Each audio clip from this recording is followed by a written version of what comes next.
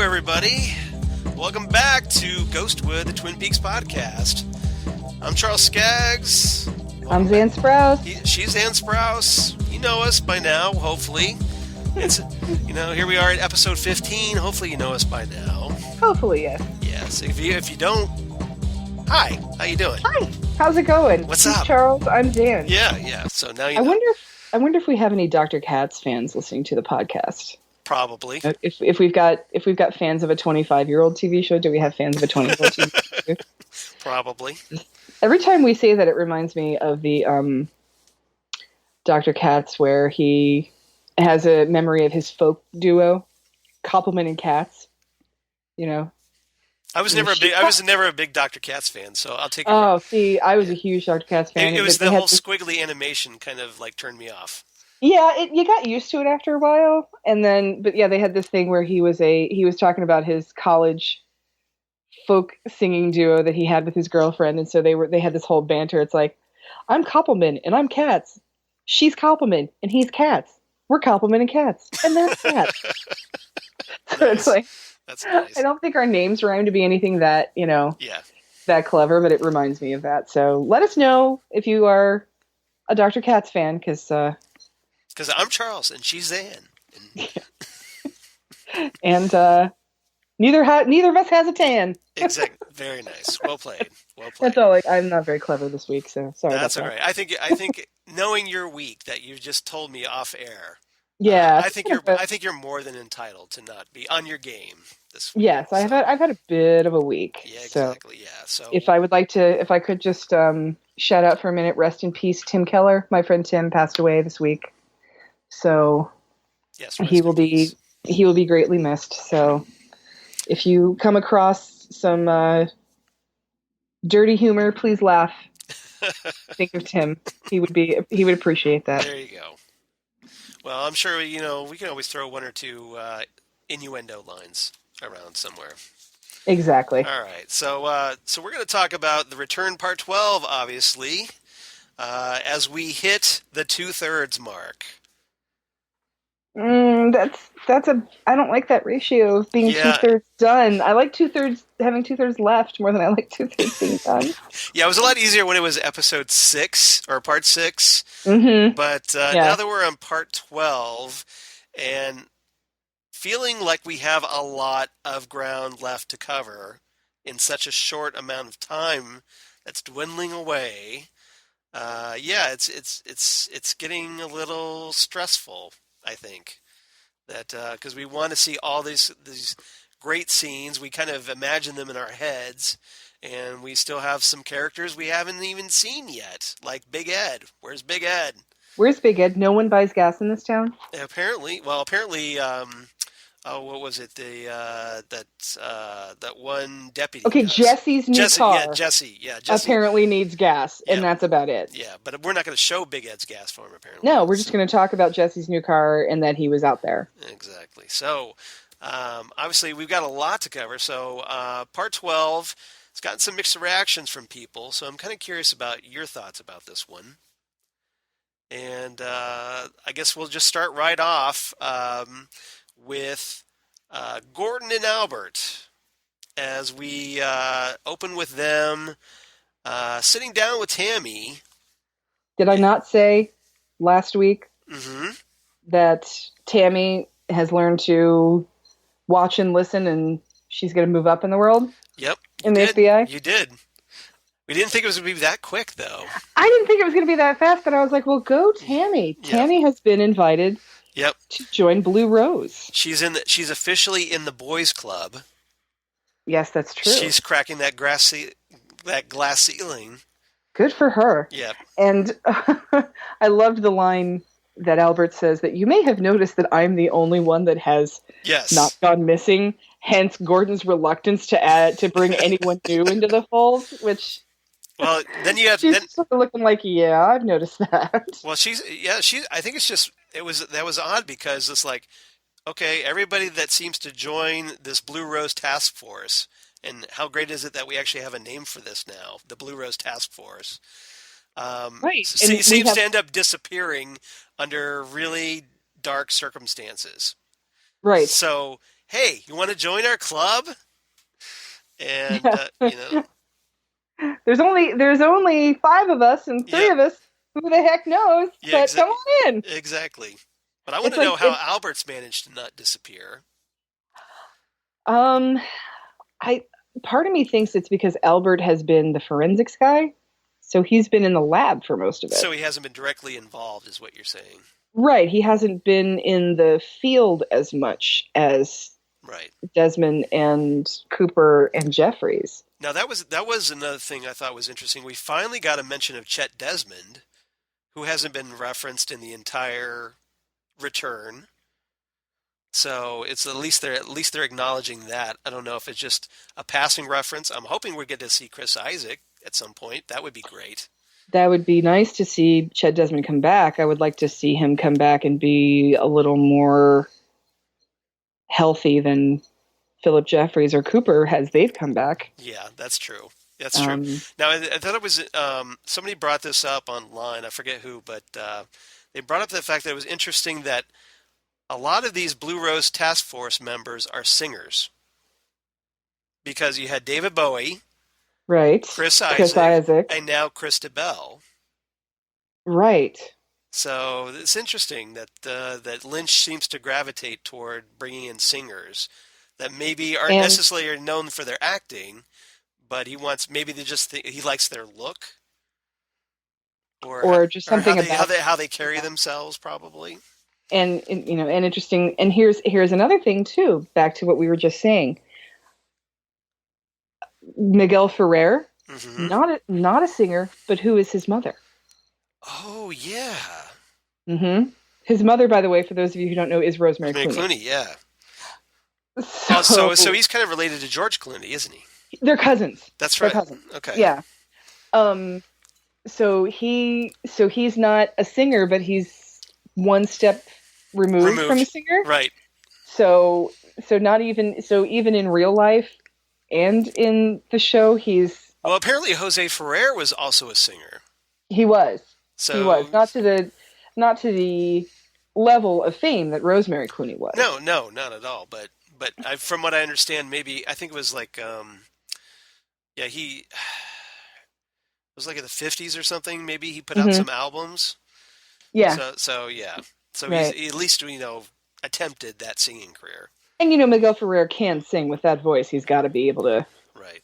sound pretty darn good. But yeah, that's interesting because yeah, they are all singers, and he is the child of singers. So Yep. That keeping it all keeping it closely all related, all the is singing. is is David Lynch this over obsessing when he writes things, or are we just Well, reading it because we know stuff? well, I mean, just if you, it's an interesting pattern. Let's just put it that way. It is an interesting pattern. That is very true. Yeah. So the Gordon and Albert, they kind of almost, it's not really a ceremony, but just they have this kind of sit down final interview with Tammy about whether she Hmm. wants to take the job. And Gordon, before they sit down, he's holding what looks like a sonic screwdriver and he's waving this thing around. It's Yeah, red. It's like a red sonic screwdriver that he's kind of waving it around the room like he's like right. checking for what? Bugs or for like supernatural activity or what do you think that was about? I have no idea. I was thinking bugs more than Yeah, anything right. because he's on to Diane. He is Yes. totally on to her. So I think that was part of that, but I'm not, this is Twin Peaks. That could be something completely Yeah. out of our realm. Yeah. So we did so they run down the history of the Blue Rose Task Force for Tammy and pretty much what we've pieced together already through little hints in the show and reading the various like the Twin Peaks novel by Mark Frost. Right. So we've like it was essentially it spun out of Project Blue Book when they shut down Project Blue Book, which was the government study of UFOs, Hmm. and That Major Briggs was part of. that Major Briggs was part of, and so There was like some secret organizations picked up the work where Project Blue Book left off, and one of those organizations is the Blue Rose Task Force. And what what I think it was Albert refers to as the troubling abstractions raised by cases that the Project Blue Book failed to resolve. So the Blue Rose Task Force is Yes, sort of the Twin Peaks version of the X-Files. pretty much. Pretty much. So right, and with Which is ironic because, of course, David Duchovny, who plays Denise Bryson, who works for the FBI, I might add, goes who freaking off. runs the FBI at this point? Exactly, Yeah. exactly. Goes off and becomes Fox Mulder on the X-Files. Yes, she's done quite well for herself. Which a lot of us started watching because of Twin Peaks. Because it was one of those, it was almost like an unofficial spin-off series. Well, and I've said this before on the podcast, and maybe I haven't. I've said it somewhere that I don't think there would have been an X-Files if there hadn't been a Twin Peaks. I agree. I don't think that TV networks would have, because I remember when I first saw the X-Files, I was impressed that it wasn't like a syndicated show. Yeah. Like there were so many sort of horror and sci-fi syndicated shows out at that time. Yeah. That it just sort of seemed like something that I would have, maybe in. It certainly wasn't like Star Trek: The Next Generation. No, back then, or which also was a syndicated show. Exactly. It did not have a network. Yeah. And it would be something that in the 80s I would have expected to be more of an anthology show, like an Amazing Stories or something like that, or a syndicated Saturday afternoon horror show like in Columbus, the Friday the 13th, the series. Yes. Was on Saturday evenings at 6 or 6:30. It was like before Next Gen came on. Wasn't there also like a Nightmare on Elm Street series? Yes, that was on Fridays. Yeah. And then, of course, there was Tales from the Dark Side and Monsters, which was on Friday nights at 3 and 3:30 a.m. So that's what the X-Files sort of reminded me of, like a higher budget version of one of those syndication shows. So I was like, oh, wow, this is kind of cool. I would have expected this to be on a Saturday afternoon. But here it was on Fox after The Simpsons. I mean, it had a really good time slot. Right. So, but yeah, I don't think there would have been an X-Files if there hadn't been a Twin Peaks. Well, initially it was on Fridays, that first season. Yeah. And then I think they expected it to die. And then everybody started watching. And then they moved it over to Sundays after The Simpsons. And then, it just took off. Right. That was the thing. It was so good that everybody even though, and people don't know this about nerds and geeks, we do go out.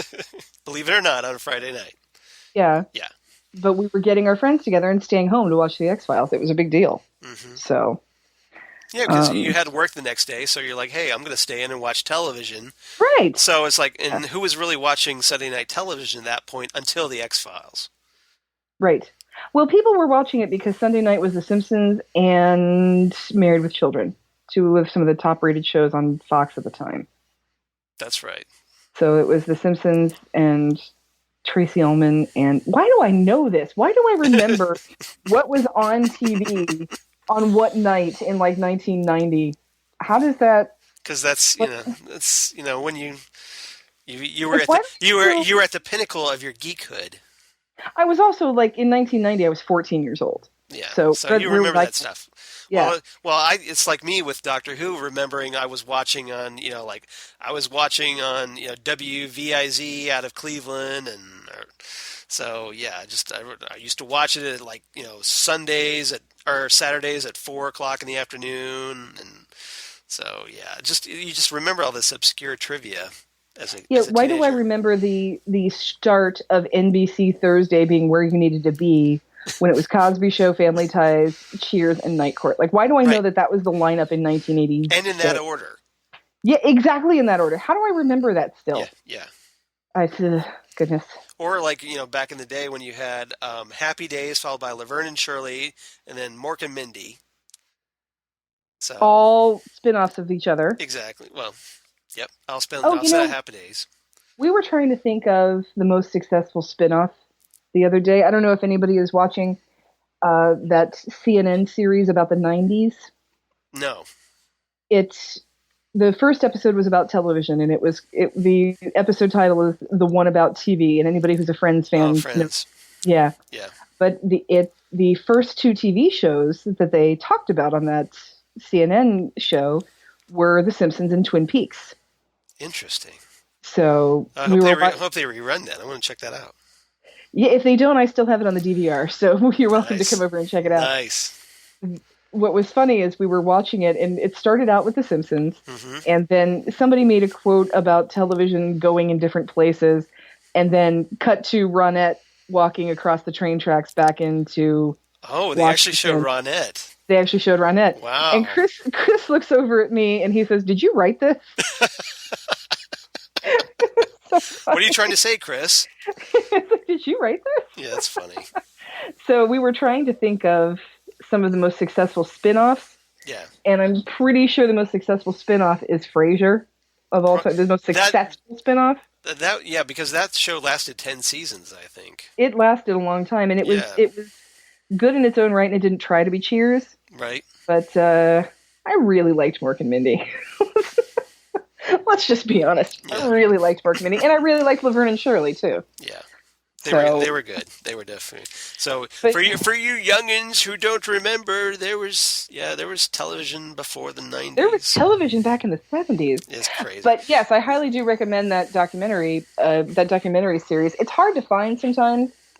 CNN has done a week-long 5-episode documentary series on the 60s, 70s, 80s, and now they're doing the 90s. Very cool.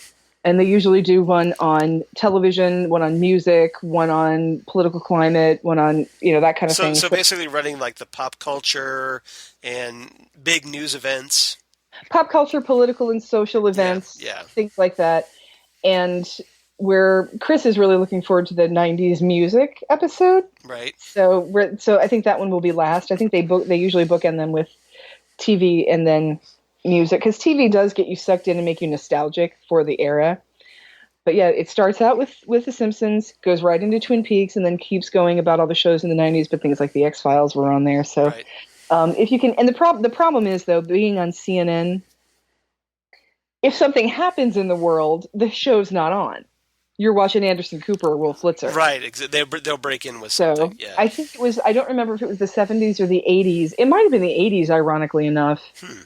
Was supposed to air around the time that Prince died. Yeah. So those were not on. I mean, it said they were going to be on, but they were on for weeks after that because there was so much information about Prince.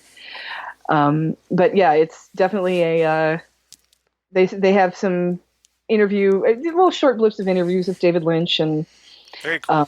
So yeah, it's definitely worth checking out if you haven't found that yet. So. Okay, sounds good. All right, so we also find out that the Blue Rose Task Force, going back, was named after a woman who was from one of the group's earliest cases who died. Right. And her last words were Blue Rose. Blue Rose. Blue Rose. So yeah, if I can get this to work. Blue Rose. It doesn't get any bluer. Exactly. So, doesn't get any bluer. Doesn't get any bluer. And I wonder, and of course now I want to know who that is. Yeah. So great. Another question. Yeah, let's get more questions in.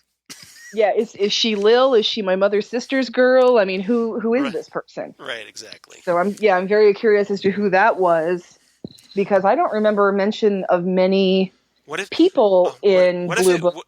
What if it's like Gordon's wife who died? And maybe this is why he's so obsessed with Blue Rose cases. That's an interesting, because I don't remember the book talking about anybody from Blue Book other than Major Briggs and Milford. Right. They didn't really mention many other people. No. So maybe this will be something we find out in the final dossier.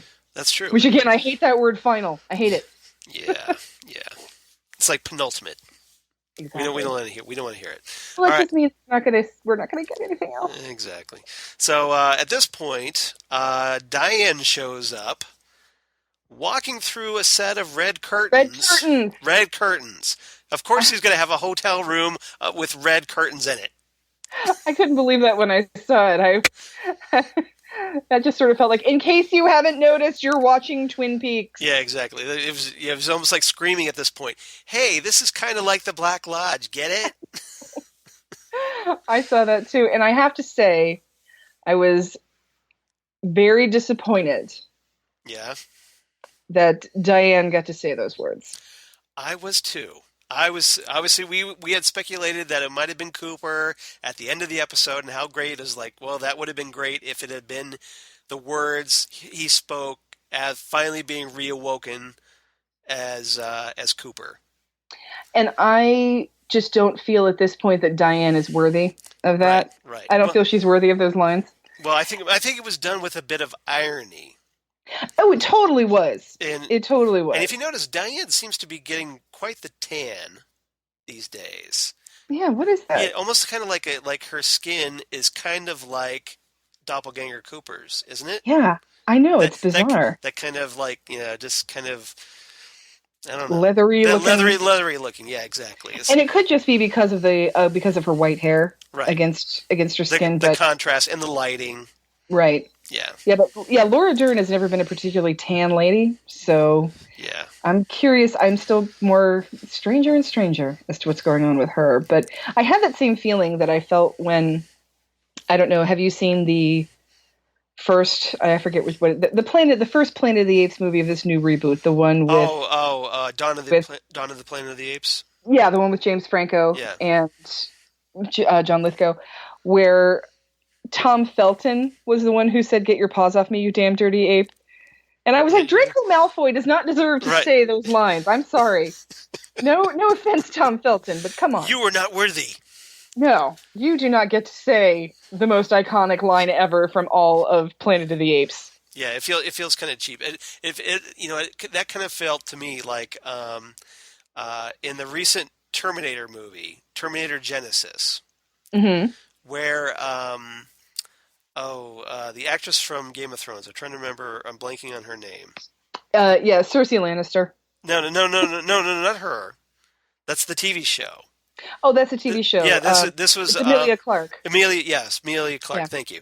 So Emilia Clarke is Sarah Connor, and she at first one of the lines that she delivers is the like, "Come with me if you want to live," and then she does the "Now, soldier." Like Linda Hamilton. Your feet, soldier? Yeah, just like Linda Hamilton in Terminator 2. Right. So I'm just like, you don't know. Just no. And I think that's one of the reasons that movie doesn't work, because it's like, no, you are not Linda Hamilton worthy, okay? I would think Emilia Clarke. Emilia Clarke is who I want to run the Seven Kingdoms. Right.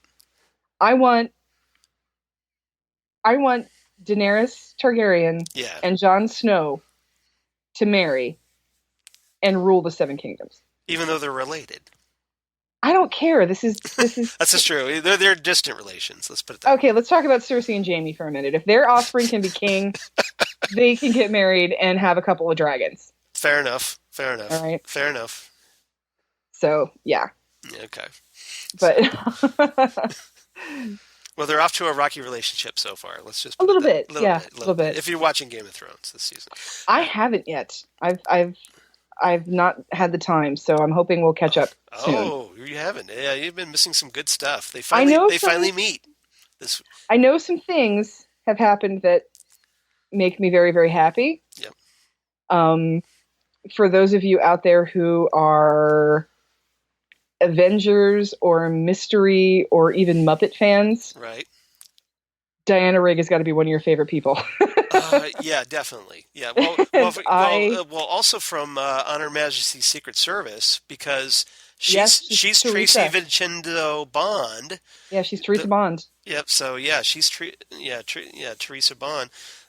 So yeah, she's the woman who James Bond actually finds worthy enough to marry, and then of course she gets killed immediately by Blofeld because Blofeld is a dick. Yeah, And that does not work out well for but either one of them. but it's one of the So most heartbreaking and one of the best scenes ever in a Bond movie, in my opinion. it's fantastic. And what is it? Lazenby says this never happened to the other guy. Yeah, this that was at the beginning of the movie, but yeah, Yeah, that was the beginning of the movie, yeah, exactly. So, yeah, Diana Rigg is one of my because I was a huge fan of the TV show Mystery. yeah. And she was the host of that after Vincent Price left. And I am also a huge Muppet fan, and if you've ever seen the Great Muppet Caper, Diana Rigg steals the show. Diana Rigg and Yeah. Charles Grodin both steal that show. So, yeah, so I've heard some things about Diana Rigg's character that I'm just like, yes. And of course, as Emma Peel in The Avengers, where she kicked Emma Peel, unholy ass. Unholy ass, definitely. Yeah, So yeah, go check that out. right. But yes, Diane says, let's rock. Diane- and sort of does this sort of like Yeah, she makes like a little gun. it's like she's turning like the finger as a gun, like right. And it sort of reminded me of that. oh yeah, the Laura's move. The Laura's fire starting thing. Yeah, So yeah, with her fingers in the Black Lodge. Yeah, I keep forgetting that only Charles can see me. So when I make hand motions, you guys don't know what I'm doing. Sorry about that. So does that feed my doppelganger Laura theory? Ew, at this point, I'm just sitting back and just letting it happen. Because to quote Homer Simpson, I have brilliant. I have no idea what's going on. Well, yeah. So, all right. So Diane wants to know what's in this for her because she's asked to join the task force as like a deputy.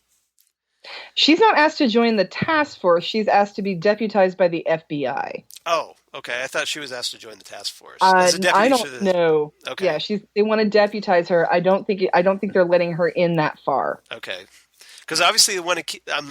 It seems obvious they do this just to keep an eye on her, keep her around. Exactly. They are onto her, and they're still monitoring her texts. Right. So I think it's. Like, definitely. Albert says, yeah, like, hey, maybe you want to, you'll have the satisfaction of learning what happened to your friend Cooper. Right. So, which, if you recall, was initially why she supposedly started tagging along in the first place. Mm-hmm.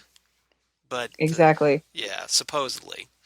So, that's where we kind of leave off for a little while, and then we go back and catch up with Gordon and Albert again. Albert visits Gordon's hotel room, and Gordon apparently is entertaining someone.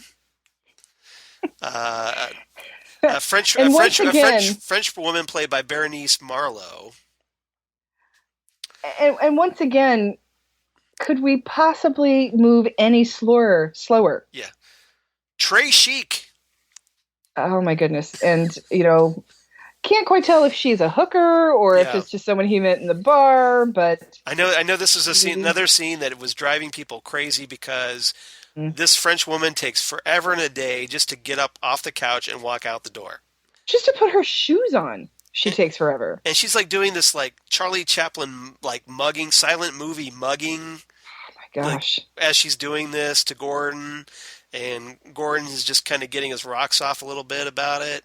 Mm-hmm. And Albert, meanwhile, his expression is priceless because Albert is over there like staring daggers at Gordon going, "Are you effing kidding me?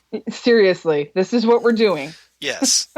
Are you in Buckhorn, South Dakota. Yeah. This is what we're doing. Okay. Yeah. No offense to sex workers of Buckhorn. I'm sure you guys do a great job, but they have things to do here. Yeah, but hey, thanks for listening to our podcast. Yeah, thank you very much. Exactly. So as obviously you are, if you're offended by it, just saying. Not saying you're doing a bad job. I'm just saying, leave Gordon Cole alone. He's got stuff to do. Yeah, he's got things to do. He's got things to do. All right. So Gordon says some lame joke about a turnip.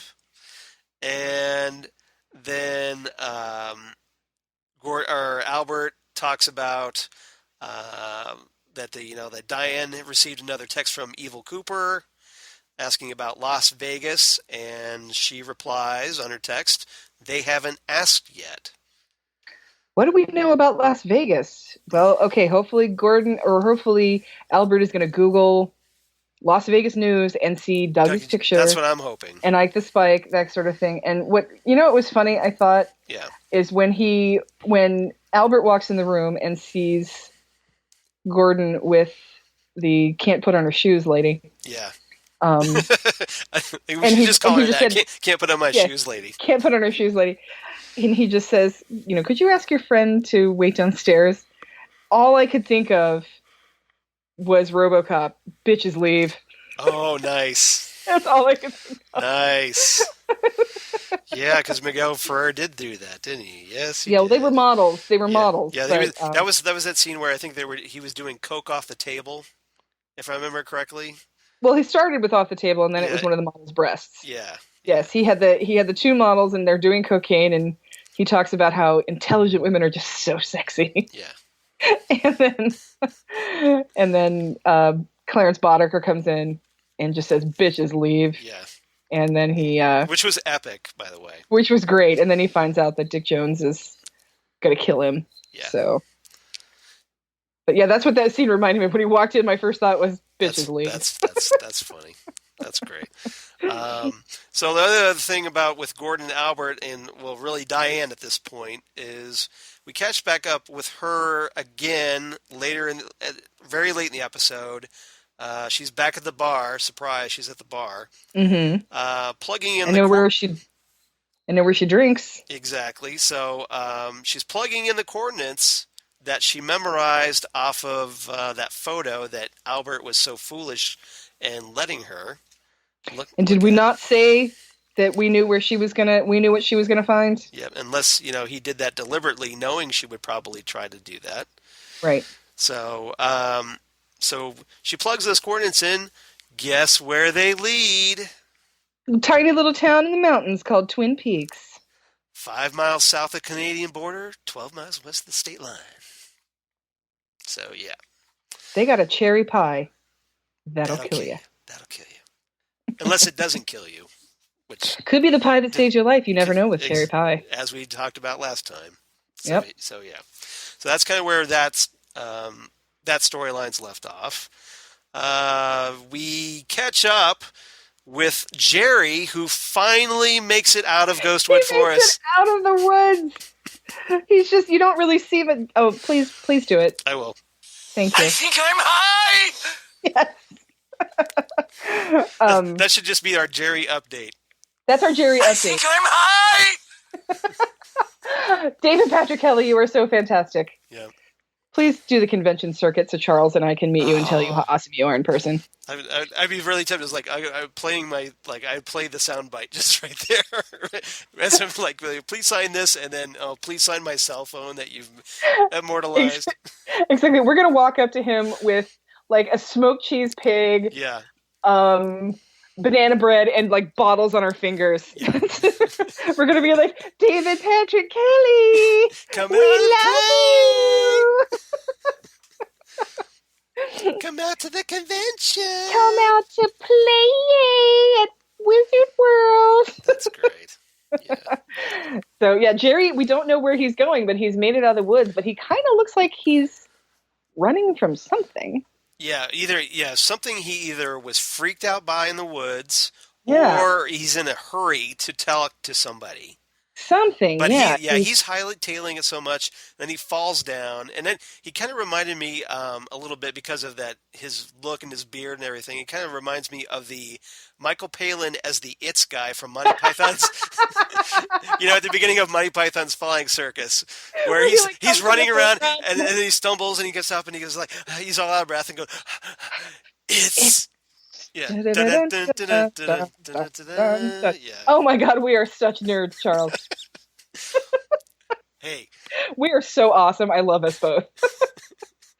I didn't even think about that, but you are so right. You are so right. You totally understood my reference. The second you said it, I knew exactly what you were talking about. Am I right? Yeah. Am I right? Uh-huh. You are 100% right. That is so funny. Thank you. All right. So from here we go. Apparently, we go shopping at the Twin Peaks supermarket. Oh my goodness. What And is going on? in a very big scene with Sarah Palmer, who we haven't seen since part 2. We So have not. She is buying Bloody Mary mix and pretty much all of the Pop Of, yeah, yeah, which for those of you who don't know is a very, very cheap vodka here in the United States. she is stocking up like there's no tomorrow, to the point where her register bill is $113. Seriously, which, I'm not Or saying I haven't spent that at the 133, liquor store. something like that. But like, damn, Yeah. woman. I'm not saying I haven't spent that at the liquor store, but I am saying I was having a party when it happened. Yeah. So yeah, and of course she's buying. She's like, okay, give me a pack of Camels or a Salem. Has So, that jerky always been there? yep. Yeah. So this is, and then she sees this display of jerky. There's like beef jerky, and then there's turkey jerky. Is it smoked? Yeah, and this totally sets her off for some reason. Mm-hmm. And at this point, we hear some very familiar music. Mm-hmm. Yeah. So where have we heard that before? Well, gee, I guess a little movie called Twin Peaks Fire Walk with Or Me. Walk With Me. Yeah.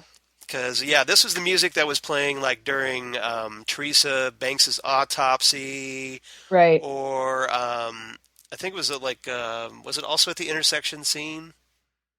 I can't remember. But there was a couple It's so other hard places. to remember. I just remember yelling at the intersection scene. Yeah, but it was definitely, at the very least, I know it's from the autopsy scene because, that's where Right. I grabbed that. But I think it's, when something supernatural is going down and we hear that really disturbing music. That's not good. It's not good. So, And yes. I'm leaning more and more towards Sarah being possessed by something. Okay. Because of how she just changes her tone and her mood so much during this scene. Yeah. And then And also something like later. like that. Like, who talks that much about jerky? Yeah. People who don't know what it's like to be people. Or entities that don't know what it's like to be Exactly. people. Nobody talks that much about jerky. Well, and as we suspected, that that frog thing that crawled into her mouth as a young girl. Well, we're still not 100% sure about that. No. That is looking more and more. Yeah, doesn't it seem likely though? Yeah, it's looking more and more likely. So she starts like totally freaking out the cashier and the bag boy that are there. She says like, were you here when they first came? Not sure who they are. It seems different. Men are coming. You have to watch out. Things can happen. Something happened to me. Yeah. Yeah, so that was like not at all unsettling.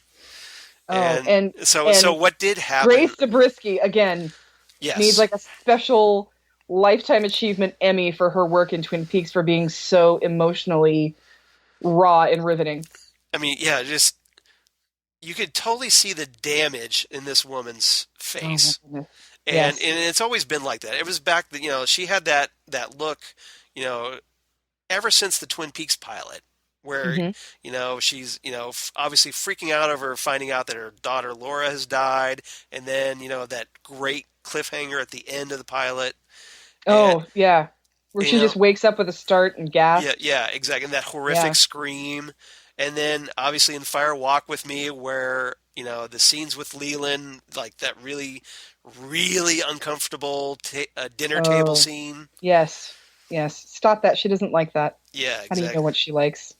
Yeah, so... Oh, gosh. So Grace Zabriskie, holy crap, once again. She's unbelievably fantastic. And we had those, and then she talks about how she doesn't feel good, and then she's like coaching herself about how to find her keys to get in the car. Mm-hmm. And she just leaves her groceries there at the store, and the bag boy's like, well, I guess I could kind of deliver those. Yeah, I know where she lives. I could maybe deliver those, and the other woman at the store's like, okay, whatever, your funeral. You knock yourself out. I'm going to stay away from the crazy lady. Exactly. So Sarah leaves, and then later in the episode, Deputy Chief Hawk shows up at her door, presumably having heard about what went down at the supermarket. And that's what she says. She's like, I guess you heard what happened at the supermarket. Yeah. And when they go to the Palmer house... Did you notice that when they first show you the interior of the house, you see a ceiling fan? Mm-hmm. I liked that. I liked Yeah, that touch. I thought that was a nice touch. we obviously got the ceiling fan, and we got a glimpse of the stairwell too. Mm-hmm. Um, and hey, doesn't it look a lot like the stairwell the woodsmen were walking down in last week's episode? Exactly. So, so when Sarah answers the door, um, seems like she has like one expression on her face, and then her expression sours. I mean, like remember like Lil in Twin Peaks Fire Walk with Me. She had a Mm-hmm. sour expression. Which is interesting because the sour expression means that you're going to have problems with the local law enforcement. Mm. I don't know if that has any connection, but Yeah, I don't know either, but yeah, I mean, Grace, like she's a completely different woman at this point, and again, that feeds to your possession hmm theory because yeah, she just like this real like evil, sinister face, and like she's doesn't obviously doesn't want to be talking to Hawk right now. no, not at all. And at first she tries to deny what's going on, and then at some point she cracks and says, "It's a goddamn bad story, isn't it, Hawk?" hmm And while he's talking, Hawk hears what sounds like a rattle of bottles or dishes. Someone's in the house. Someone's in the house, and I don't know who it is, and I don't know if part of me wonders if the kid from the supermarket showed up, right, and now he's trapped there. or he's dying. Maybe he went over Something. there and she's like killed him or something, or Yeah, in the something's process wrong of with like him. maybe he's struggling, or Yeah, she's just that's what worries me. she says, "Oh, it's just a stack of something settling in the kitchen," hmm or is it like, "Hey, the woodsman," or Right. is something involving Laura? Oh my goodness. Yeah, I don't know, but something. Yes, There's more yes. going on with Sarah Palmer. But I was riveted in this point. I'm just like, okay, I need to know what's going on in Sarah's kitchen right now. Seriously. Yeah, Something, because something is up with her. yeah. Something is majorly up with her. And of course, just to make us like scream at the television, that's all we get for this week. That's all we get. Ugh, you're killing us. You're killing us. So the next storyline we pick up with, we go back to the new Fat Trout Trailer Park, where everybody's favorite hero now, Carl Rod, attends to a friend named Criskel, which is the weirdest name ever, Criskel. Crystal, yeah. I just love that he has a hand painted wood sign that says, 9:30, never before. Yep. Yes. Yeah. It's gone from like something taped to the window of his, or taped to his front door to like a nice elaborate sign. But that was a great shout out to Fire Walk with Me. I love that. That was so funny. I'm glad you brought that up because I totally forgot to bring that. So yeah, that was great. So yeah, Criskel's like some like in like a hobble, like he's a hobbling like infirmed guy that apparently he's having cash problems, and apparently he's like selling his blood to make ends meet. And Criskel apparently just is like, well, is anybody paying you for that? No, but you do all this stuff around the neighborhood. Odd jobs for people, yeah. And he says, are you getting paid for that? No. So okay, so Carl decides, hey, I'm going to put a dollar value on this, and gives him some cash and says, okay, hey, your rent for this month, don't worry about it. Don't pay me rent this month. And, like he says, shouldn't sell your blood for food. Yeah, keep your blood, Driscoll. Mm-hmm. But, says, if you ever need help again, just ask. So Carl Rod is the salt of the earth, man. So apparently Carl is like the national treasure of Twin Peaks. He's just incredible. So, yeah. So that was great. So it's great, always great to get another Harry Dean Stanton scene. So always great to see the Harry Dean Stanton, and it just shows you that he's sort of this sentinel, just watching out over everybody. I think that's a great word right now. I think that's it, because of what he's been through. He's just you would think that what's been going down in that trailer park? You think so many bad things. You think he would have left by now, but apparently he's staying there for a reason. He's got to watch over everybody. He Yeah. has he has his He own feels job to do. he feels either protective of these people, or maybe he feels like he has to protect them from whatever evil shenanigans are going on there. Or protect them themselves. These could just be people who are strays, because a trailer park Yeah. Kind of does like not exactly reek of permanence. You know, your house is literally on wheels. You right, can be nomadic when your home is a trailer. right. And then obviously And we have horrible situations like with Stephen and Becky. mhm. So he feels And then everything that went down with Teresa and the Chalfonts and all that stuff. I mean, he's there for a reason. yeah, we obviously need to know more about Carl. Yes. He's becoming increasingly fascinating. Let's put it that way. Carl's so wonderful. Yes. Obviously, a lot more, they're doing a lot more with him here than they did in Fire Walk with Me, which is great. We get a really quick scene cutting to Twin Peaks Hospital, the Calhoun Memorial Hospital. Miriam is hooked up to Mary, and it was great because we got that one like establishing shot of the hospital hallway. Mm-hmm. Which are we going to see a smiling bag, or are we going to see a woodsman, or what are we going to see? Yeah, so we're just like that right there was kind of creepy by itself. But then, it almost kind of like she was in. It almost looked like she was in the exact same room Jacques Renault was in. Right. Jacques Renault, or even Shelley. I mean, the rooms all look the same. Exactly. It's an ER, so or intensive care. So yeah, but she's on life support. But interestingly, did you catch what was on her bedside table? I didn't. A bouquet of blue roses. How did I miss that? I know. How did you... Blue rose. It doesn't get any bluer. How did I miss that? You're going to have to go back and watch now. Goodness. So, yeah. Bouquet of blue roses. What's I up think I with was that? just so glad that she was still alive that I wasn't even paying attention. Right. But presumably Richard's got to find out that she's there. Richard's got to find out that she's there. He's got to make a move. Somebody. But you would think Harry would, or I mean not Harry. Frank would have somebody stationed, watching over Miriam, right? Well, and that's the thing. That's what we find out, is that Frank knows that Richard put Miriam in the hospital and that he killed that little boy. Right. So I think they are keeping an eye on her, or at least I would hope so.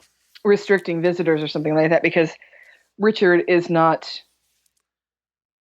He's not around. So he goes and talks to Ben. Yeah, so and says, that's a great segue, by the way. He says, "Listen, I got to talk to you because we know that Richard is the one that killed the little boy, and that he put Miriam in the hospital. He tried to blow up her trailer. He beat her up, and she's a nursery school teacher, no insurance, needs an operation. I was hoping you might be able to help us out with that." Now, Ben has a really great line at this point. He's like, "That boy has never been right." And at which point we're watching this going, no shit. Uh-huh. And so he starts talking about how Richard never had a father, but how Ben has such a fond memory of the bike his father gave him. So he's sort of thinking about what it means to a boy to have a father you can trust and look up to. Yeah. And he's probably feeling a little bit regretful in the fact that he couldn't have been more of that as in his grandfather role. Right. But and this is where I feel like I got the confirmation, and we'll go back. Or does he just regret that? Hey, Richard never had a father like he had a father. Right, something like that. He's sort of lamenting Richard's loss and what that actually does to what that can do to someone. And we'll go back in a second. But again, it's Ben making it not about Richard, but about himself. About himself, yeah. And we'll go back to Frank and Ben's conversation in a second. But with this, I got the confirmation that Ben Horne is still good Ben, in spite of wanting to have an affair with Beverly and in spite of the cigars. Because Frank does, basically, he says, "I want you to know that we're looking for Richard, and when we find him, we're bringing him in, because he is wanted for murder, Right. And if you could maybe help out this nursery school teacher, that would be great. She's going to have some major hospital bills and she has no insurance. And And he's like, of course, I'll take care of it. Yeah. he says, of course, I'll take care of it. And he calls Beverly in. And he says, I want you to get with Twin Peaks Hospital and make sure that everything is taken care of for Miriam. Yeah, but he doesn't call her Miriam because he immediately forgets her name.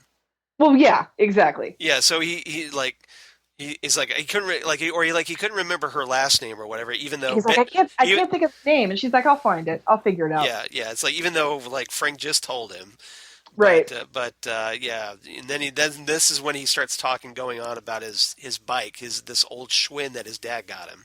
Mm-hmm. But there was a time when I honestly think that Ben Horne would have called in Jerry and said something like, make this go away. I don't think Miriam's going to get better. Something like that. Right. So I think the fact that he's not trying to make sure that she succumbs to her injuries. You think Ben has gone legit, is what you're saying?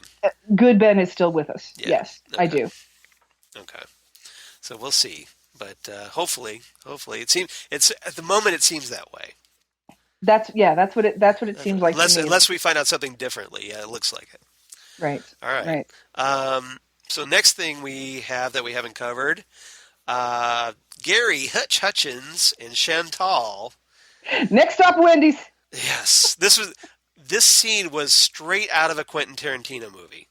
Oh, exactly. And I have to wonder if it was David Lynch, like as a tribute to Tarantino, because Tarantino was obviously influenced by David Lynch. Right. And here we have two of Quentin's actors, Tim Roth and Jennifer Jason Leigh. Mm-hmm. So this is where they finally follow through on Doppelganger Cooper's instructions to take out Warden Murphy. Right. And so they go there. Chantal wants Wendy's, and she's like, but hey.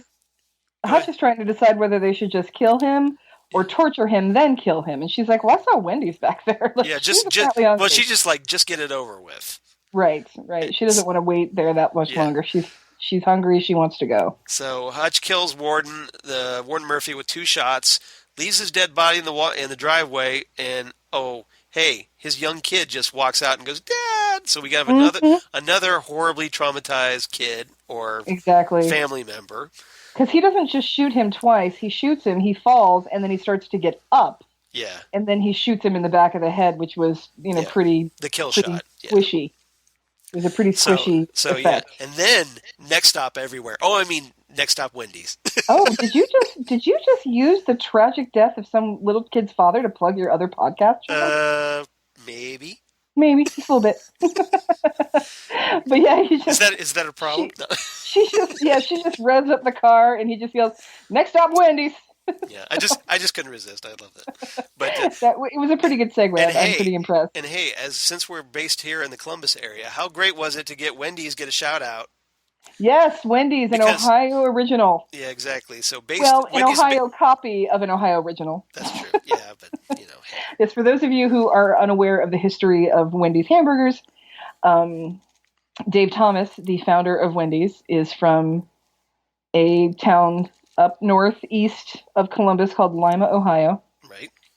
And he worked for a little place there called Kewpie Burger, which sells square hamburgers. So he just sort of took that idea and ran with it. And made a lot of money with it. Yep. If you were ever in the Lima, Ohio area, they got a square burger there. That'll kill you. That'll kill you. Nice. Kewpie's very tasty. Kewpie's very, very good. Now I want that burger. I know, right? Next stop, Wendy's. Next stop, Kewpie.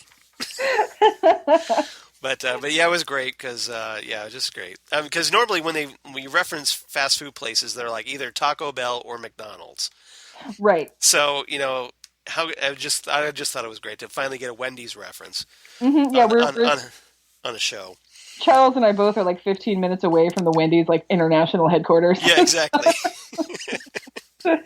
It's and I have known people who have come here to visit and have been like, did we just drive a whole block and not see a Wendy's? Because they are fairly prominent here. Just a little bit.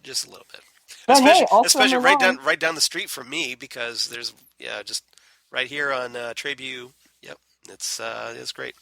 Oh Uh, yeah, and all summer long, 50-cent Frosties. nice, So there you go. nice, nice.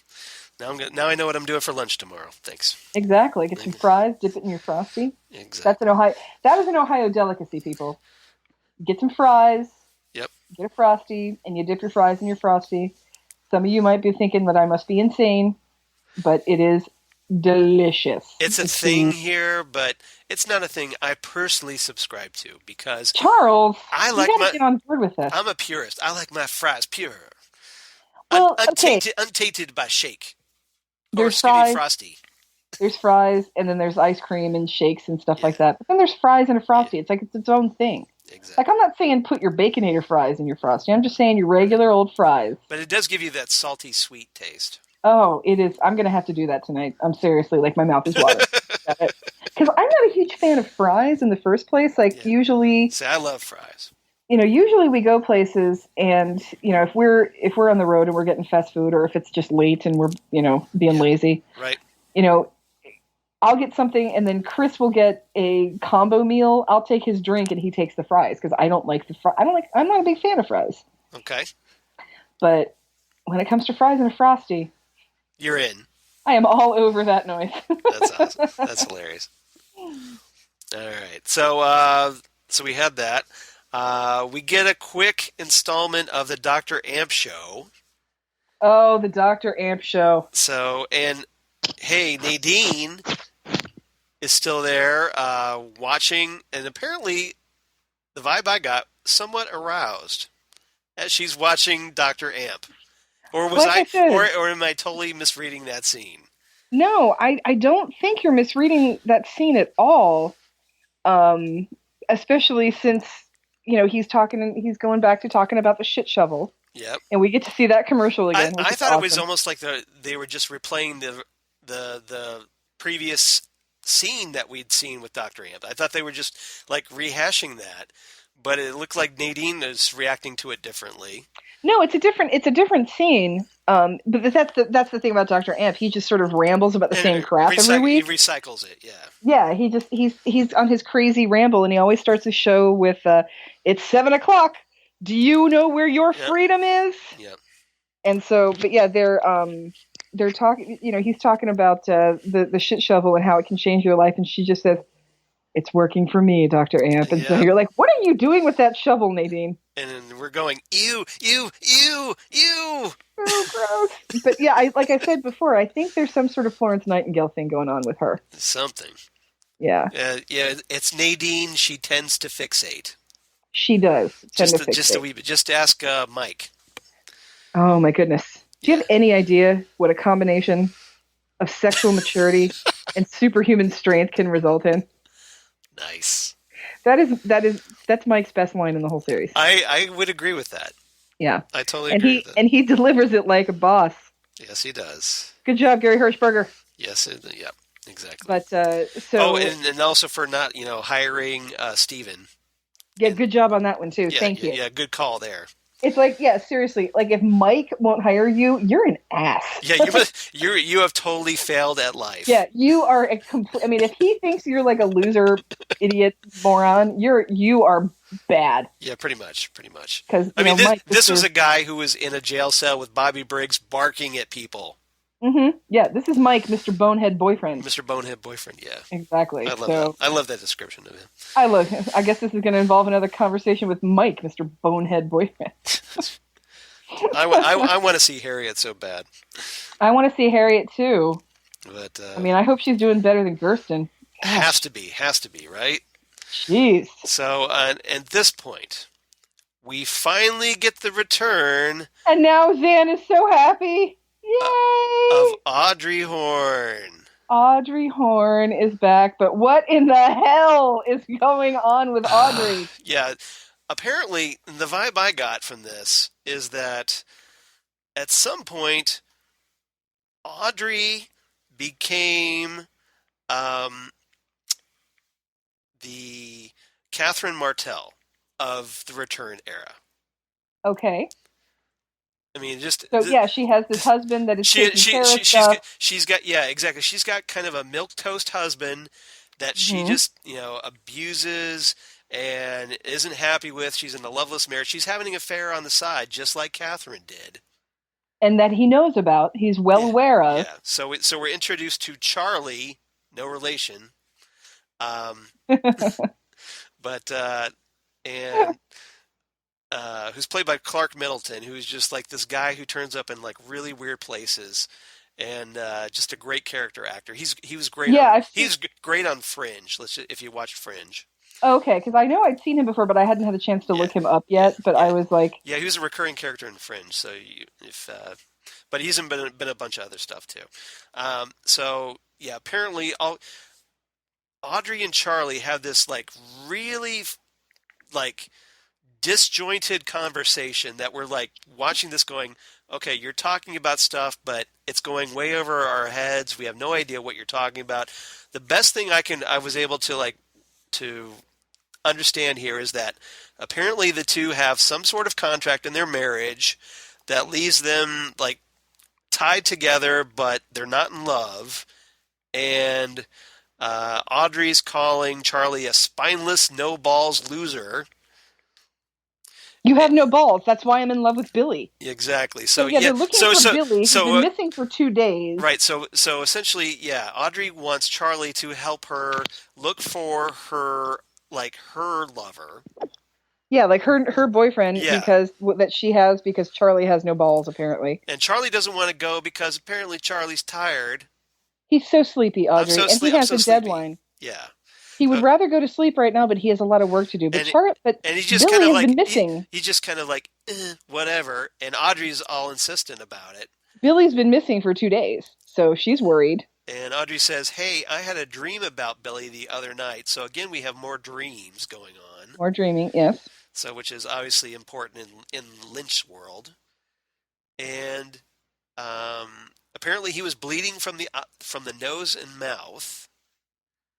So either she had some kind of like Sarah Palmer-like vision, or is this all a dream? And Audrey goes on to say that someone named Chuck, again, no relation, stole Billy's car. That's making me laugh extra hard because I did just recently watch Die Hard. Okay. I'm Agent Johnson. This is Agent Johnson. No relation. No relation? Yeah, that's a great one.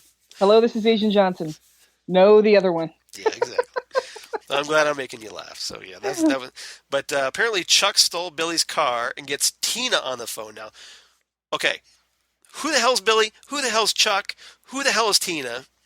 At this point, so Charlie gets Tina on the phone. They have a conversation for a good long while, and you're just like, what the hell? And then he hangs up the phone, and then. He just looks at Audrey. He just looks at Audrey, and Audrey is beside herself at this point. You're not going to tell me what she said? Yeah, she says this twice, and like she says it once, and then incredulous, and then she just like yells at him, "You're not going to tell me what she said?" And well, he says to her, he's talking to her, he's like, "That is some crazy shit, Tina. With something's going on with Chuck." And then he says, "Okay, I promise." Yeah. And I think part of the promise was not to tell Audrey what she just told him. Maybe. So I don't know. But this seems like just again, it's David Lynch trolling the audience. I think at this point, because that kind of reaction is exactly how we feel about a lot of scenes that you're just left hanging. Going, what's all this about? What? Yeah, exactly. What the hell? Come on back. Come on back. So yeah, I got to think this is David Lynch just deliberately yanking people's chains. And now the question is this Billy the same Billy that, if you remember, there was a character that was played by David Lynch's son that shows up at the end of one of the previous episodes at the Double R Diner looking for Billy? I think it is the same Billy. Yeah. Has anybody seen Billy? Yeah, is Billy? We think is Billy the farmer that was supposed to meet with Andy but didn't show up? Right, because they're talking about stolen trucks and stuff like that. And we thought that something had happened to him, maybe inside his house. Right. So I was thinking the same exact thing about what's going on with Billy. So the question here is all right, is this all going to get connected to what Andy was investigating? Right. And she starts, and also Audrey, if Charlie's not going to help her look for Billy, Right. she's going to send Paul. Right. And is that the same Paul from the Fat Trout? It's a good question. Like Paul and is it Paul and Linda? Is Paul and Linda married to Linda? Linda. Yeah. I don't You know would think I would remember that because those are literally my parents' names. Okay. That's why I'm thinking you should know this. I'm like, that can't be right on Twin Peaks because that's like right in real life. So well, I know Linda was that woman in the wheelchair that I remember that. Yeah. And Paul's the one with the VW bus that drives Carl around. That presumably, according to the giant, is that has that connection to Richard somehow. Richard and Linda. Yeah, Richard and Linda. So. And so I was thinking that's got to be who Paul is. Right. But yeah, I was thinking it was the same Billy of Has Anyone Seen Billy? Yeah. So, and somehow all of this is going to get wrapped up in 6 episodes. Oh my God, please somehow wrap it up. Yes. Unless we're getting another season somehow. And can we get an explanation about what's been up with Audrey, where Richard came from, what's going on with that? Well, because that was the other thing. We find out that, hey, she's not in a coma. She's not in a coma, she's married. When did you wake up? How did she hook up with Charlie? What's up with that? How she hooked up with Charlie? How old was Richard when that happened? And if Richard never had a father, right? Is Charlie a recent husband? Like, what's going on with that? Like, how does that work? And there's so much more I want to know about Audrey. So many questions. So many questions. So, yeah, that's all we need at this point. So many more questions. Yes. Exactly. And if you're going to give us more questions, don't write a book called The Final Dossier. Yeah. Oh, by the way, hey, all that stuff that you wanted to know in the show, well, guess here it is. Mm-hmm. So, buy my book. That would be nice. Yeah. That would be nice. Yeah. So. And then our final scene is another head scratcher where we've returned to the roadhouse and we have not the women that we've been following, like Armpit Girl. No, not Armpit Rash Girl, but somebody else. But, so we get two other women.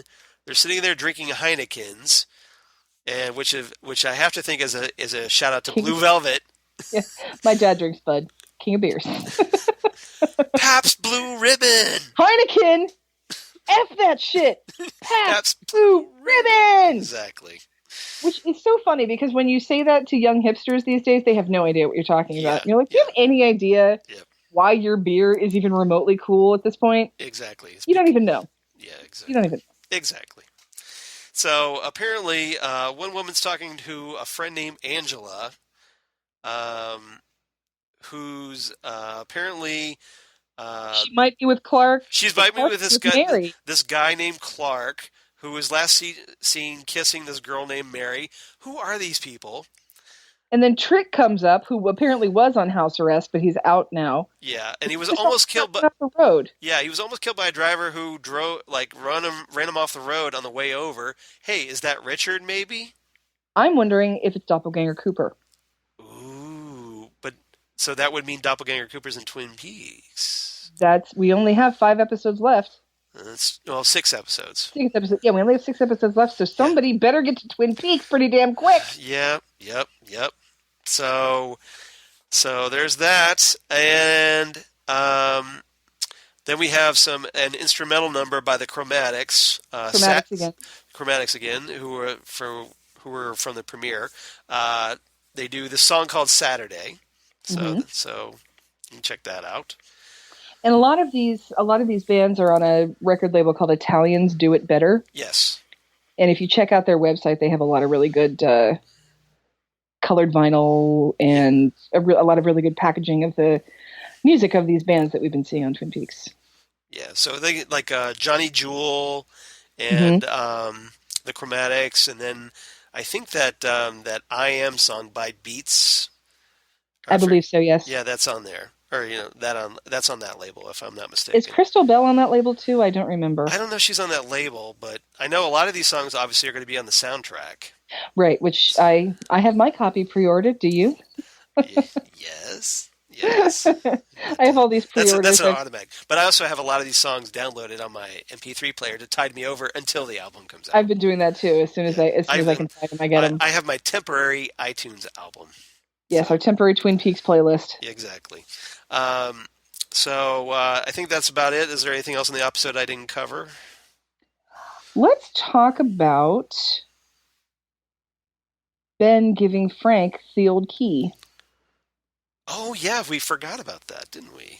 Yeah, Yes, we didn't come back to that. so remember Jade give two rides. Mm-hmm. Mailed that Dale Cooper's old room key from the room 315 at the Great Northern.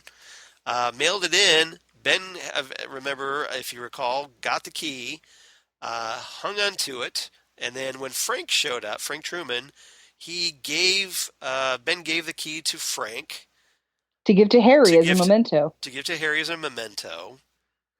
So now we were wondering, because remember, there's that strange buzzing or that strange noise going on at the Great Northern.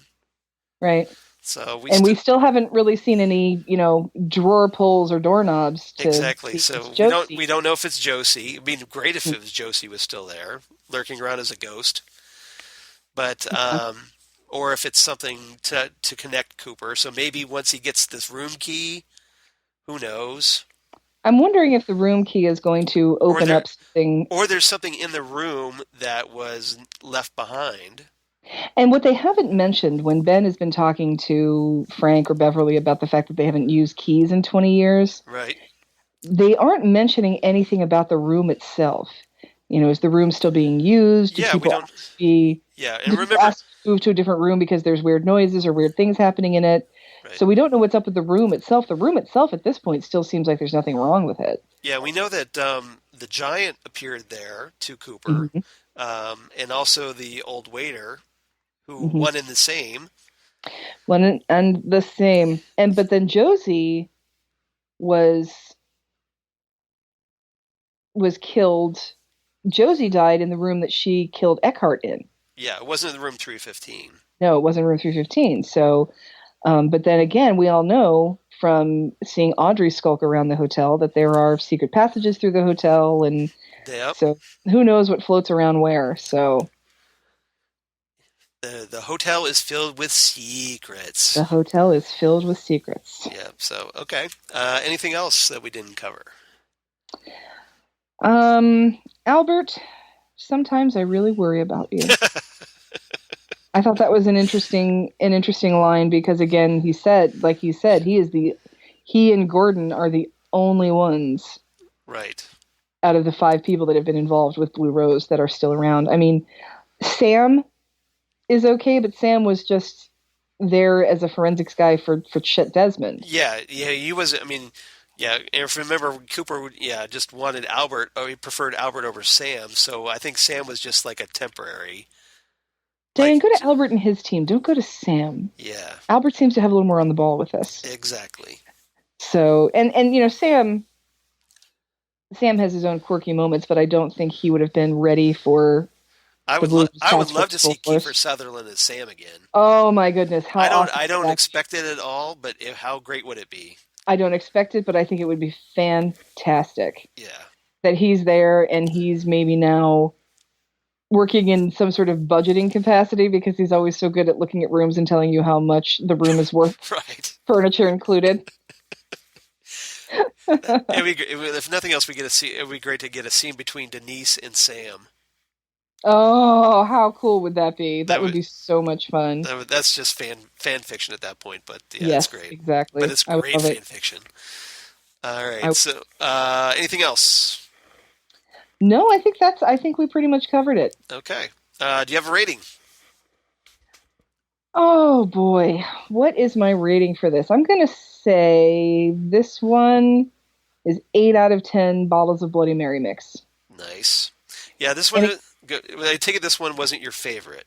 Well, it gets an 8 because it's just bringing up more questions than answers. I would have rated it a little higher if we had gotten some more Audrey, Right. because Audrey is, Audrey's one of my favorite characters, and Sherilyn Fenn is one of my favorite actresses ever. I just love her. Yeah, there she is in Funko form. Yep. But I would have liked a little more resolution more than more questions, but there's still good questions and there's still a lot going on and I'm still riveted. Yeah, I know a lot of fans were disappointed that you wait all this time for Audrey and then she comes back like this.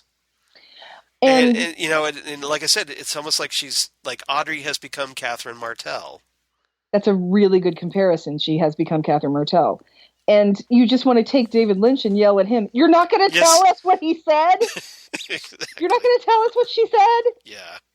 So it loses frustrating. a couple of points for being frustrating, but it's still a very good episode. Yeah. And I love Bloody Marys, so there you go. I'm a Screwdriver fan myself. Oh, I gotcha. I'm the orange juice vodka guy. So yeah, I hear you. That's my thing. So I'm in sync with you on this one. This was not my favorite episode. It started off really good about halfway through because we got some great stuff with Gordon and Albert and the whole where Tammy becomes part of the Blue Rose Task Force, and then we got the fantastic Sarah Palmer stuff. Right. Which was great. And then halfway through the episode, things kind of start diving down into just that just this incoherence that was just frustrating, especially as a writer. I know Lynch does not follow a proper narrative. I get that. But it was just frustrating because we've waited so long for Audrey. And this is obviously not how we wanted to see. It's like the frustration I think we felt with still seeing Cooper as Dougie. We didn't talk about that. Yeah, there was this real quick scene where I forgot about that. Sonny Jim takes Cooper out.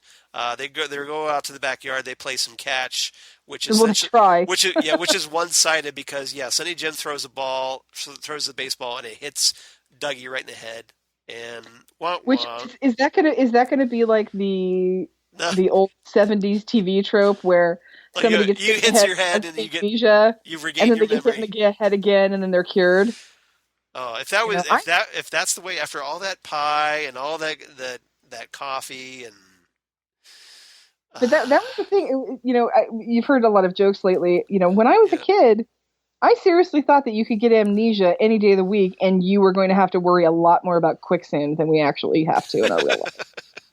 That was a constant thing in television when we were kids, that somebody got caught in quicksand, right? Or you get hit on the head and you get amnesia, and then by the end of the episode you get hit on the head again and you remember everything. That's so common. So I'm wondering if I'm hoping this is all your fault, 80s television. Seriously, I'm hoping that it's not that. What we see is not that. When it comes to Cooper, at this point I don't care. Not that trite. Yeah, I don't. If it is that trite, fine. At least Cooper's back. I don't care. I just want Cooper back at this point. Yeah, I think everybody would be like, okay, if like Cooper rings the doorbell and he gets his memory back, that's fantastic. I'll take it. Yeah, something. I don't even care. Just bring him back. Yeah. So it's but part of me wonders if this is a nod to that old trope. Yeah, so. I think that was again with the Let's Rock line being delivered by Diane instead of Cooper. That was a bit of a letdown because I think maybe it's just because of all the expectation we built up in our heads. We just want it so bad at this point, know. And it's just like, well, that would have been a great place to do it. Yes. So it feels like more like a lost opportunity. I think so too. Or like I said before, I don't feel that the character of Diane is worthy of that line right now. Yeah. Yeah. Well, especially if she's working for Team Doppelganger. Yeah. What is that all about, Diane? So you should be smarter than that. Yeah. Stay away from the tanning bed, Diane. Just saying. Right. Yeah. But then again, it does really seem like we have a lot of people who are not themselves. Yes. You've got Diane, you've got Sarah Palmer, you've got Cooper. Yeah, well, that's like that was one of my big questions I've been posing as we've doing these podcasts. What happened to all the doppelgangers in the Black Lodge? Mm-hmm. So So maybe we'll get some answers. I don't know, but are we seeing that? and then we've got hey, there's these men that are coming, according to Sarah Palmer. That has to be the woodsman, right? I was thinking the same thing. I'm assuming that that's the woodsman. Yeah, Yep. I would think so. So And if she is in fact who we saw in 1955 or 1954, yeah, somewhere there. Yeah, she would know. yes, she would, presumably. Yeah. Because So. it was obviously what went down at the radio station. Oh my goodness. Yeah. All right. So so that's our ratings. I do have some feedback who just got in under the wire from Ivan Ivanov. Yeah, I saw him too. I saw him very recently post something to us. Hi, Ivan. Yeah, he just posted this today.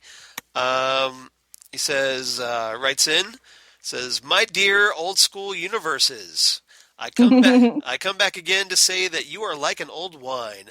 I drink full and descend. Nice. Know your history. Thank you so much for expanding mine. It's a pleasure. Making such references is like an art and poetry to me."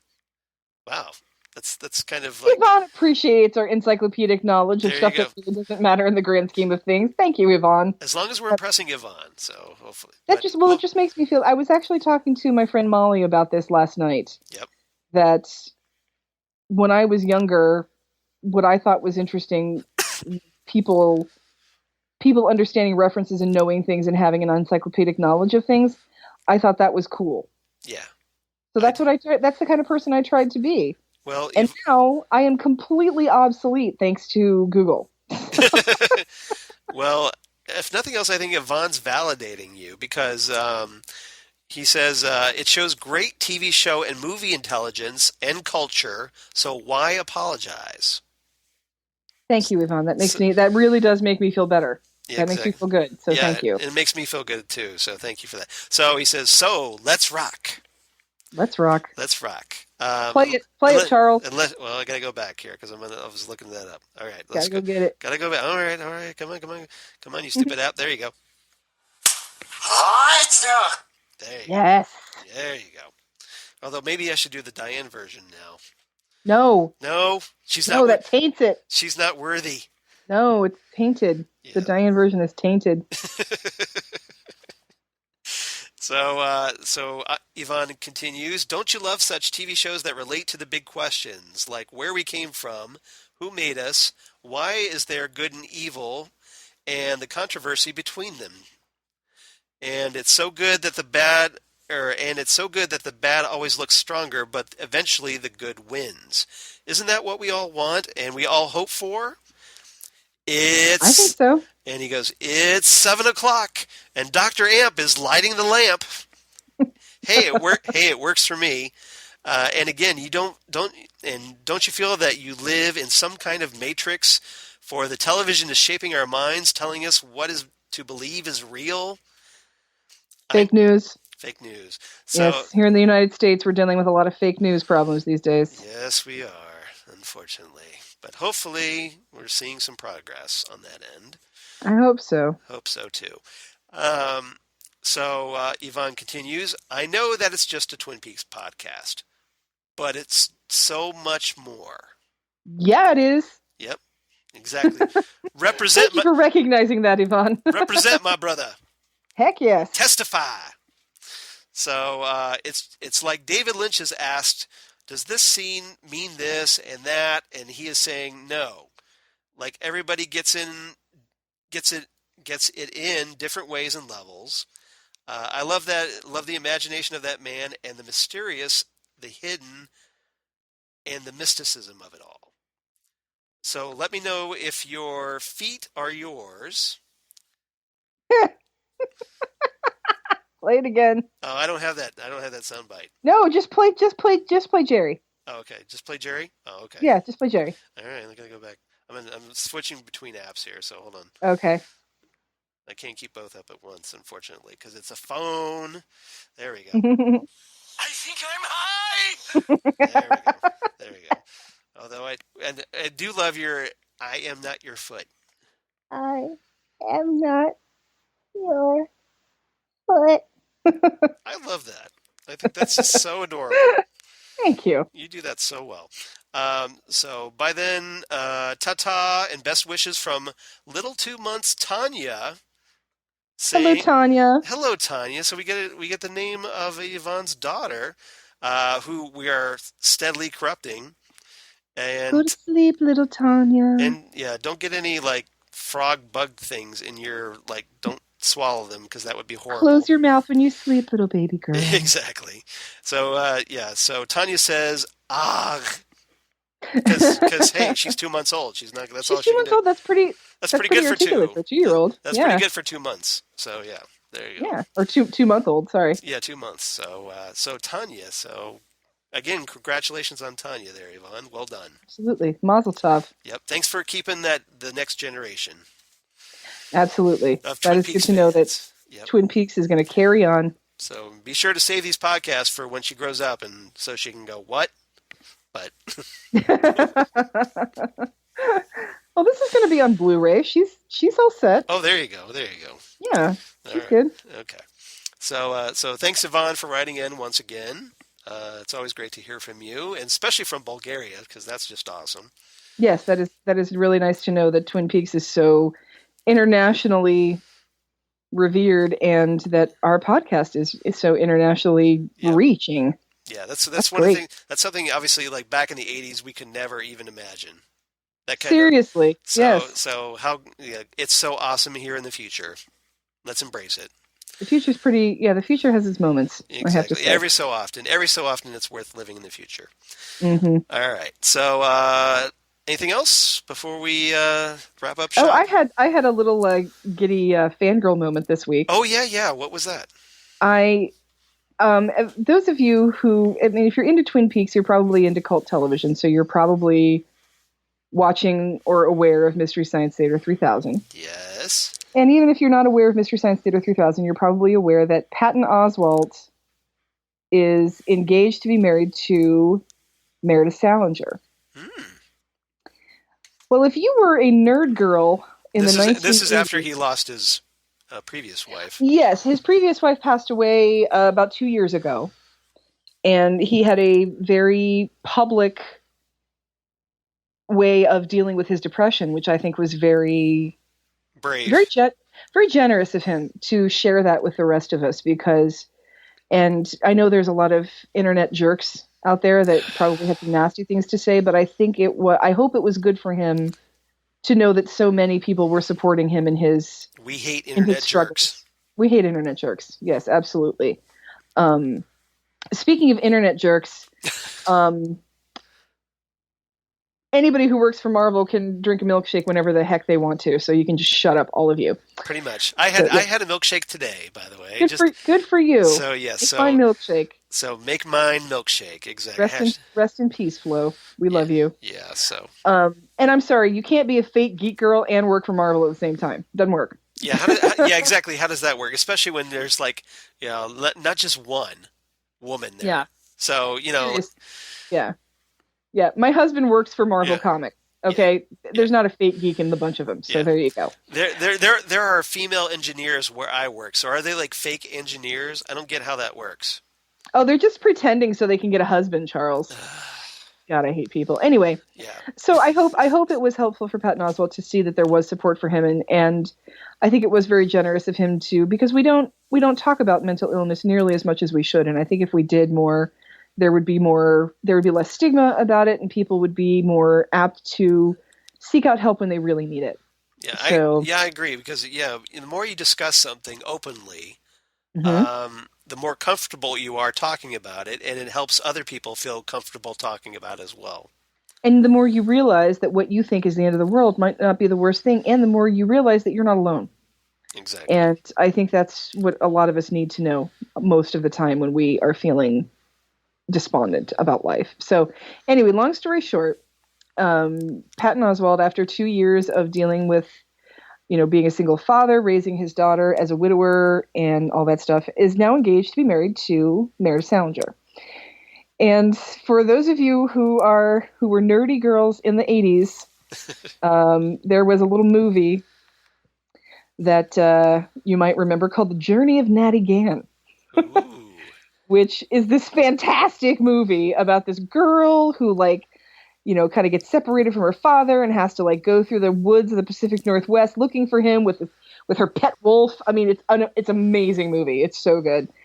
And anyway, Natty Gann was played by Meredith Salinger, which is how I know who Meredith Salinger is. Wow. And it's to the point where my friend Sarah came down from Toronto to visit her family, and while she was here, MST3K Live was in Columbus, so we went to go see that together. And during the intermission, we were talking about it, and I said, Patton Oswalt got engaged to Natty Gann, and so we were so excited about it because we both loved that movie.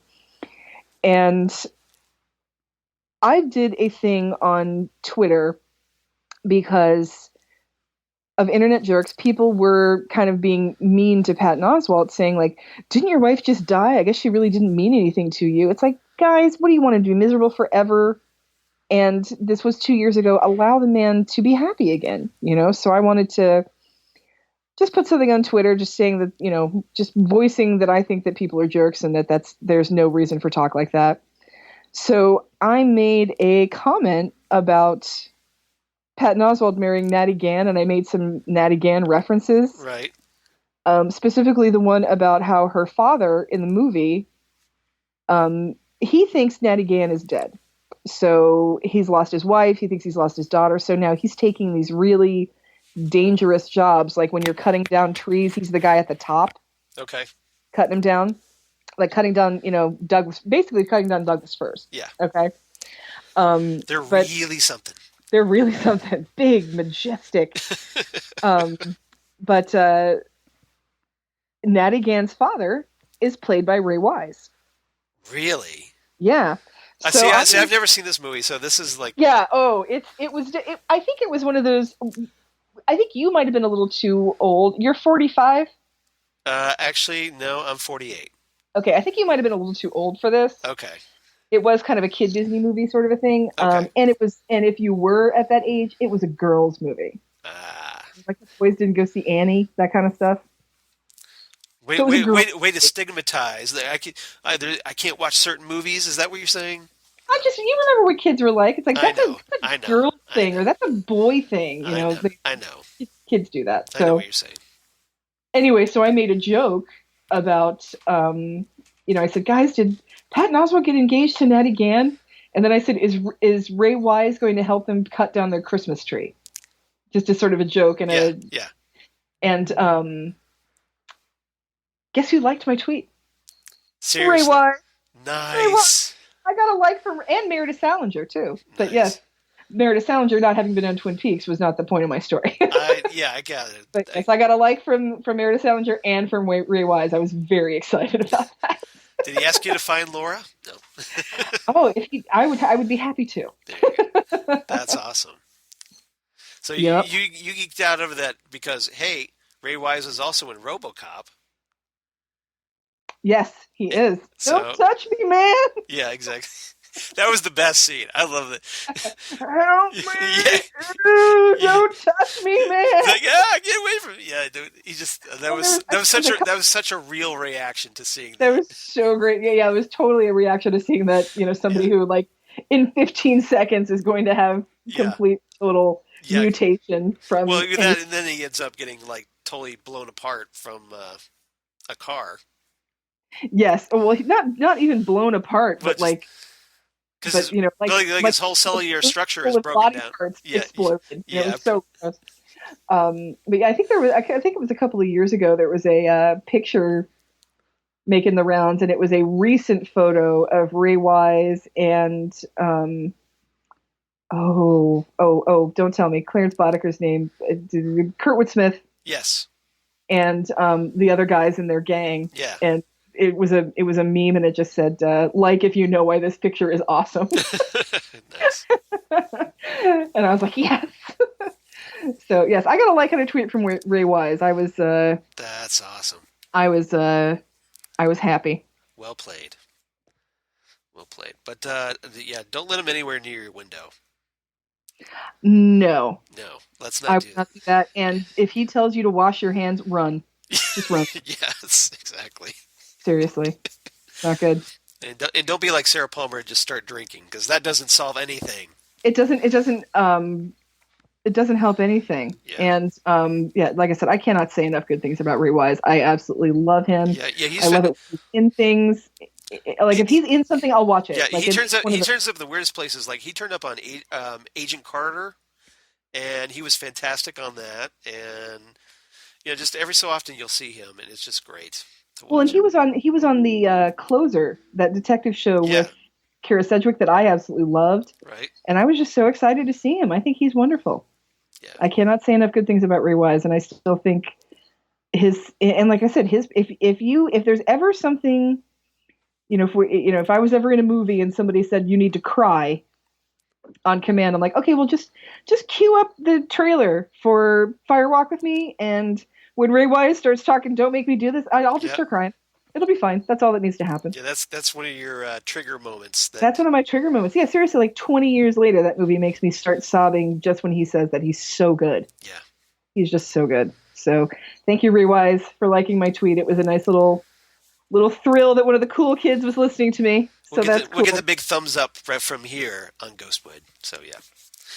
All right. Yeah, I forgot to mention that. Yeah, I give this one 8 out of 10 blue roses for obvious reasons. For obvious reasons. Obvious reasons, yeah. Obvious reasons. All right. So I think that's about it. Zan, where can they find you? I am on the Facebook, Yes. Zan Sprouse. I am on the Twitter, Udinax19. And, of course, the Instagram, Udinax19. And that's pretty much it. I haven't done the, what is that new thing now, the slam book Facebook, the Sarah Ha or whatever that thing is, where you're supposed to be able to, like, say nasty stuff to people anonymously? You mean the internet? No. Yeah, isn't that already Facebook? Yeah, I think so. Yeah. Yeah, just we try to stay positive here on Ghostwood. Yes. But yeah, that's great. I'm also on the Twitter machine at Charles Skaggs, or at Charles Skaggs on the Instagram. Google Plus for 8 crazy kids on the Google Plus. Facebook, of course, and of course my blog, Geeky Things. Damn good coffee. And hot. Damn good coffee and hot, where I talk about Twin Peaks and Ghostwood and all kinds of comic and sci-fi goodness. And my other 2 podcasts, I also talk about those. Next Stop Everywhere, that I do with Jesse Jackson, where we talk Doctor Who, and the Phantom Zone podcast, where we cover all kinds of comic book shows. And these days, in the summer months, we're currently covering Preacher and Winona Earp. So, waiting eagerly for The Defenders on Netflix. Oh, right. I forgot about that. Yeah, we'll be talking about that here in a couple weeks. So nice. So stay tuned for that. Fantastic. And then, the fall shows start hitting, and we go, holy crap, we have like so many comic book shows. It's not even funny. Yeah. So that's when the fun begins. So, yeah, please check those out. So if you want to reach us here, just like Yvonne, you can reach us on our Facebook page, Ghostwood the Twin Peaks Podcast. And Zan, cheers to you for jacking up our likes on Facebook all the way up to 57 now. I didn't mean to... that was awesome. To stuff the ballot box or anything like that. But get the word out. That was awesome. I have other friends that do podcasts, and I thought we all should be supporting each other. So yeah, as we always should. So yeah, that's exactly. Great. So cheers for that. Speaking of which, if you guys like true crime podcasts, yes, please check out Red Rum Blonde. Okay. Aaron Fleming's podcast, Red Rum Blonde. It's a true crime podcast, sort of focusing on Midwestern, specifically Pennsylvania kind of stuff. It'll be whatever, but she's been lately doing a lot of Midwestern crimes, which I think is very cool. So interesting. She do any serial killer mysteries? Like real life serial killer mysteries? Oh yeah, Okay. That's exactly what it is. It's a true crime. It's a true crime podcast. Okay. Some of them are solved. Some of them are unsolved. She just sort of just finds whatever she wants to research and then shares her research with us very generously in a great podcast. That's awesome. Yeah, plug that away. So that's awesome. And then you can also reach us at Ghostwood. Ghostwood twinpeakspodcast@gmail.com. You can email us there. Or on the Twitter machine @GhostwoodCast. And that's a great place to reach us. And also when we post stuff and stuff you should know, or I try to retweet stuff that I think is hopefully of interest to Twin Peaks fans. So, yeah, I had to post the photo of myself and that was beautiful. Sherilyn. And yeah, you posted that on Facebook. That was great. I was so happy. I posted on Twitter too, but I must not have tagged Ghostwood. Yeah, you got a lot. So I'll make sure I do. Yeah, you got a lot of likes on that one. So that was great. So yeah, very cool. So yeah, check those out if you would. Obviously, next week we're going to talk about The Return Part 13 as we head into the final third of The Return. With so many damn questions unresolved. So many questions. So many questions. I hope I'm going to go see the English Beat this weekend. I hope they play that song. But when I say that, when I do my little sing song with so many questions, it's from the song "Tenderness" by the English Beat. Yeah, there you go. That's what I was. Tenderness. Where is the tenderness? So yeah. Yeah, very nice. Very nice. Where is it? Yeah, Dave Wakeling. Yum. That's all I'm saying. That's all I'm saying. Very nice. So I think that's about it. So I guess we'll see you next week, right here, because you're going to come back, right? Next week, right here on Ghostwood, the Twin Peaks podcast. Bye, everyone. Bye, everybody. Doppelganger.